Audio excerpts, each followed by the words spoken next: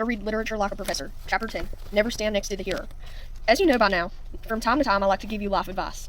The next bit is the most important lesson I can impart to you, so listen up. If you're approached by some guy to drive to his chariot, ask his name. If he says, Hector, do not consent, do not stand still, do not walk away, run, very fast. When I teach the Iliad, my favorite comic routine is pointing out what happens to Hector's charioteers. The average space between a charioteer being named and being skewered is about 5 lines. Occasionally, he gets speared before being identified, which seems really unfair. We finally reach the point where I have only to say something like, oh look, a new charioteer, then pause. Everyone knows what comes next. Now, Homer actually has a good bit of intentional comedy in his epic, but I'm pretty sure this is not an instance of that. Rather, it stands as an example, or several examples, of the sort of surrogate faith that befalls heroes, and, alas, the people close to them. If we accept lyric poetry, literally all literature is character-based, that is, about people. This is not an observation unique in the history of literary criticism, but it bears remembering from time to time. And for people, characters, to hold our interest as readers or viewers, it is important for them to do things from time to time. Big things, go on quests, marry, divorce, give birth, die, kill, take flight, time to land, make a mark. Small things, go on walks, dine, take in a movie, play in the park, have a drink, fly kite, find a penny on the ground. Sometimes the small things become big. Sometimes the big things are smaller than they seem at first. No matter how large or small the actions, though, the most important thing that characters can do is change, grow, develop, learn, mature. Call it what you will. As we know from our own lives, change can be difficult, painful, arduous, possibly dangerous, sometimes even fateful, just not to the main character. One of the most complex instances of this surrogacy phenomenon is also one of the oldest. If ever there was a flawed hero, he is Achilles. The Iliad, contrary to popular imagination, it is not the story of the Trojan War. Rather, it relates to events of a very small period of time, something like 53 days out of the war 10 years. You see, even epic work best if they are not about not widespread events, but single actions and their consequences. The hero returning home, the rescuer coming to the aid of a community plagued by a monster, the fall from grace of the original 2 humans. This epic is especially pure. The actions of a single man and their impact on thousands. When I say this part in class, I speak in italics. This word is about the wrath of Achilles. The big man becomes angry when Agamemnon, the leader of the Greek forces, steals Achilles' war bride. From there, everything that happens stems from his inordinate anger towards Agamemnon and all those who follow him. Essentially everyone except Achilles' circle. From the tide of the battle turning against the Greeks to the final showdown with Hector, it's all about Achilles, even in those numerous books in which he makes no appearance. He's mad and he's going home to Phthia. I've long caught that he doesn't go only because it's impronounceable, which may strike as more childish than manly. He doesn't go, but while he stays beside his ships, his heart hardens against the Greeks. Hundreds die. He doesn't care. Agamemnon apologizes and offers to give back everything he took, the girl included. Nearly all of the main heroes, Odysseus, Agamemnon, Diomedes, Eurypylus, are injured. No interest. Clearly there is only one thing that will prompt him to action. He's not going to like it. His second in command, Patroclus, begs him to re-enter the war, or, following that, to release the rest of his tribe, the Myrmidons, to return to the fighting with Patroclus in the lead. You see where this is heading, right? Before we get here, however, a bit of context. In addition to being the second in command, Patroclus has been best friends with Achilles since childhood. There's a long, rather soapy story about how the lesser man came to live in the home of the greater, and how their friendship develops. They are repeatedly depicted in their poem in close proximity to each other, sitting close or leaning against each other. Wait, it gets worse. Patroclus will indeed go into battle, but not as himself. Instead, he wears Achilles' armor. This has a long-term effect of causing Achilles to acquire the fabulous armor made for him by the god Hephaestus. In the short term, it allows Patroclus to frighten the Trojans, who believe for a while that he is the person they most fear. It also provides him the opportunity to be almost as great as his friend. That almost is key. Patroclus visits great mayhem on the Trojans, indeed more than any other Greek thus far. At one point, he plunges into the mass of the Trojans 3 times, each time killing 9 enemy warriors. That's quite aside from the named killings he accomplishes. He is so terrific, in fact, that he gets carried away and tries to take the city. The mistake proves fatal. The difference between being Achilles and almost being Achilles is the difference between living and dying. Patroclus' death serves several of Homer's narrative purposes, all of them having to do not with him, but with Achilles. Most significantly, the great man must lay aside his anger toward Agamemnon. The problem is that he is essentially an angry person, so the emotion can't be dispelled, only redirected. In killing Patroclus, Hector has unwittingly volunteered to become the new target of that fury. Patroclus is also the only person present at the war for whom Achilles could, and does, genuinely grieve. They're friends from childhood, closer than some brothers. Achilles may range over having his concubine taken away, but he would never mourn her as he does Patroclus. His ritual debasement, pouring ash and sand over his body and in his hair, weeping copiously, throwing himself on the ground, is one of the great scenes in the epic, every bit of the rival of any of the battles, and only one man can make that happen. It's just that Patroclus has no say in the matter. Nearly tied with that reason for Patroclus' death is the need for new armor, Hector having taken the old as spoils of the fight. But wait, you say, if Patroclus doesn't die, Achilles will need new armor. That's true, but the fact is that wonderful though it may be, his old armor isn't cool enough for him to be the greatest Greek hero, by which the Greeks understood the greatest hero ever. They were kind of like Americans that way. To make the kind of splash Homer has in mind, Achilles needs not just excellent but divine armor, the stuff only a god can make. And he'll get it. Compliments of Hephaestus, the Olympian smith. Tough job, but somebody's got to do it. And that's the problem with being best pals with a hero. They have needs, or perhaps the narrative has needs on their behalf, but they cannot fulfill those requirements directly, not if the story is to continue. Hey, guess what? That's what friends are for. When Shakespeare needs a line to be crossed that cannot be uncrossed between the Capulets and the Montagues, does he kill Romeo? Of course not. Poor Mercutio, who is really a more engaging fellow than the hero, has to carry that fright. If James Fenimore Cooper in The Last of the Mohicans needs to establish the villainous bona fides of Magua and give the protagonist a motive for revenge, not that he generally needs one, does he kill off Natty Bumppo? Not on your life. Rather, he kills young Uncas, the son of Natty's best friend and fellow scout, Chingachgook. In fact, in story and song, book and film, there is generally no more persuasive reason for revenge, outrage, or prompting to action than the killing of the best friend, or his progeny. It really doesn't pay to get too close to hero types. But that seems so unfair. Darned right is unfair. But you know what? No one cares. Literature has its own logic. It is not life. Not only that, but, and this is key, characters are not people. Oh, they may seem like people, skipping and raging and weeping and laughing and all the rest, but they aren't actually people, and we forget that at our peril. But what do you mean they're not people? If that's true, why do we even care about them? Excellent question. Or questions. First things first, they're not people because they have never existed. I mean, have you ever met one on the street? Naturally, you wouldn't meet Achilles or Huck Finn or someone from historical literature, but you also won't be meeting any characters out of contemporary literature, which is mostly a good thing. Harry Potter is not running around loose outside of the pages of his books. Voldemort either.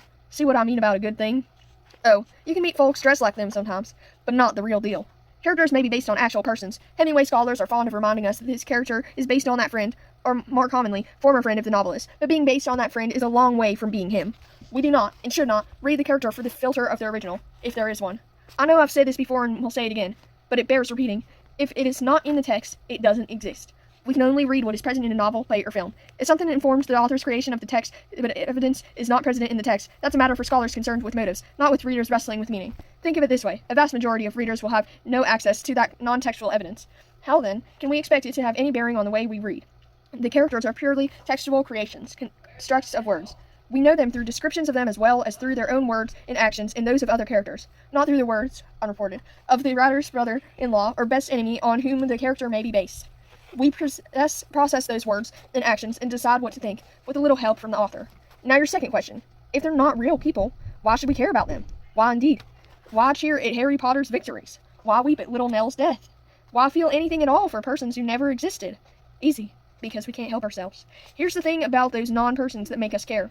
Characters are products of writers' imaginations and readers' imaginations. Two powerful forces come together to make a literary character. The writer invents him, using such elements of memory and observation and invention as she needs, and the reader, not readers collectively at this time, but each individual reader in private, reinvents him, using the same elements of his memory, his observation, and his invention. The first, writerly invention, sketches out a figure, while the second, readerly invention, receives that figure and fills in the blank spaces. Sometimes we fill in spaces in ways not authorized by the text without ever noticing that we did so. Every experienced reader has gone back to some favorite novel in search of a cherished passage, some crystal clear personality trait that is in fact absent from the text. We shape, or rather reshape, characters in order to make sense of them. Reading, as I have said elsewhere, is a full contact sport. We crash up against the wave of words with all our intellectual, imaginative, and emotional resources. What results can come sometimes by as much of our creation as the novelists or playwrights, or more. Is it any wonder, then, that we care about what's happened to them? Many of us learned during our formative years that having a shallow, immature, impulsive, reckless friend is hazardous. If we were characters in a novel or film, we probably wouldn't have learned that, or we would have with our dying breath. The condition is often fatal to bystanders. 3 films, among lots of possible examples, make that point. Rebel Without a Cause, Saturday Night Fever, and Top Gun. In each of these films, a young man with a chip on his shoulder is at war with the world. Jim Stark in Rebel, Tony Manero in Fever and Pete, Maverick Mitchell in Top Gun. Their mix of anger, overconfidence, and alienation makes them difficult to handle and often unpredictable, and each of them is responsible for the death of someone close. Jim Stark's recklessness leads to the death of a rival, Buzz Gunderson, in a foolish automotive challenge game when his car goes off a cliff. Jim's acolyte, a young Plato Crawford, also dies after coming unhinged at the intensity of the events in rushing the police with a pistol Jim had secretly unloaded in an attempt to keep everyone safe. Tony's antics lead to the death of Bobby C., who falls from the Verrazano Narrows Bridge. Maverick's risk-taking turn start when he loses control of his F-16, and his radio intercept operator and best friend, Goose, dies in the resulting crash. There's a lot of death here involving falls from great heights, so that might be something to investigate another day. Structurally, these 3 films are very similar, and the immature young man must learn the lessons he needs to grow up. But because of the nature of the lessons and the cinematic need for drama, those lessons are learned vicariously. In other words, a major motion picture isn't much if the main character dies well before the end. Instead, his lieutenant, or occasionally his rival, sometimes both, must do the dying for him. Then we get drama, death, and guilt, the movie trifecta. There are plenty of other instances of this phenomenon. In Joseph Conrad's Lord Jim, Jim's overconfidence leads to the death of the local chieftain's Dane Warris, whom he treats like a brother. For this transgression, Jim willingly submits to being shot through the heart by the chieftain, Doorman, reminding us that Conrad is, at root, a tragedian. In David Lean's masterpiece, the film Lawrence of Arabia, T.E. Lawrence's Peter O'Toole, who also played Lord Jim, 2 young disciples die horribly, quicksand accident with dynamite, while trying to emulate him, chiefly so that he can learn firsthand that his war is not a game. These mishaps for seconds in command take many shapes. I focus on the tragic side here, but they can also be comic or mixed. Huck Finn gets into scrapes, but the bad things happen to the escaped Slim Jane, who shares the wrath.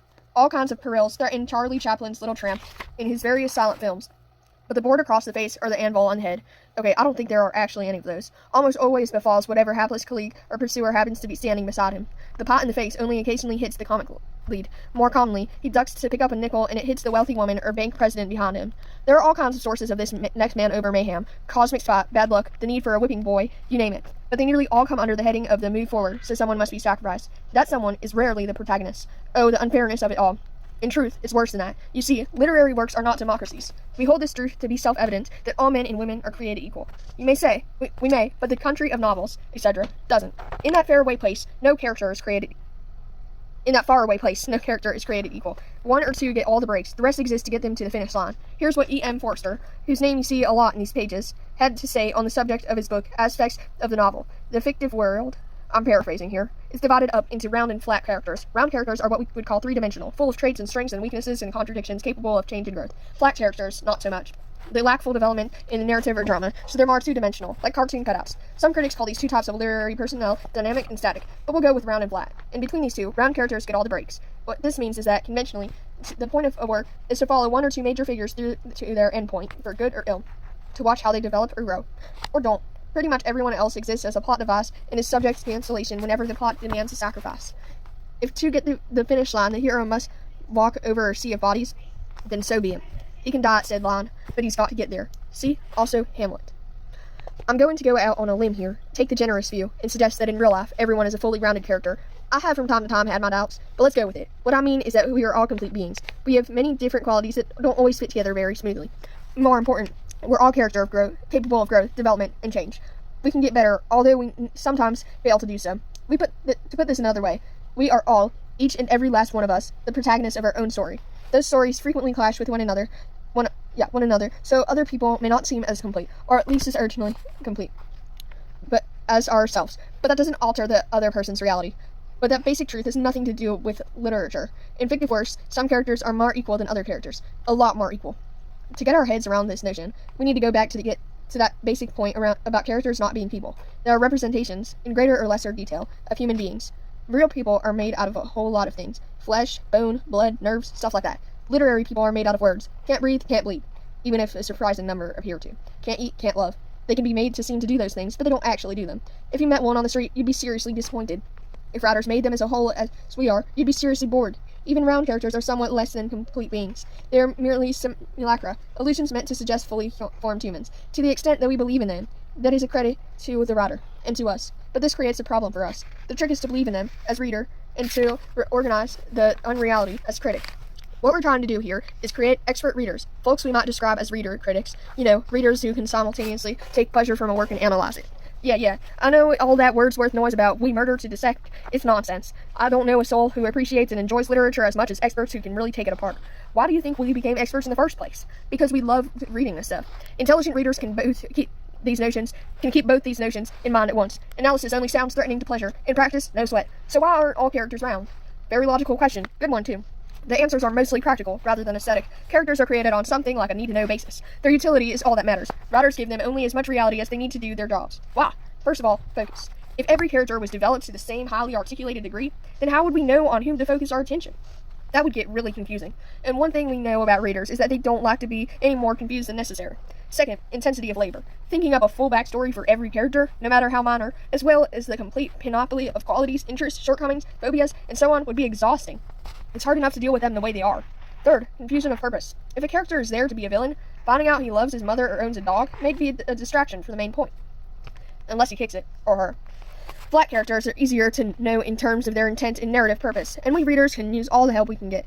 Fourth, just consider length. Almost every short story would become a novella. perhaps a novel, in order to get in all that detail. Every novel would become War and Peace, and War and Peace would simply crush your chest. That's a heavy loss of conciseness with no corresponding gain in information.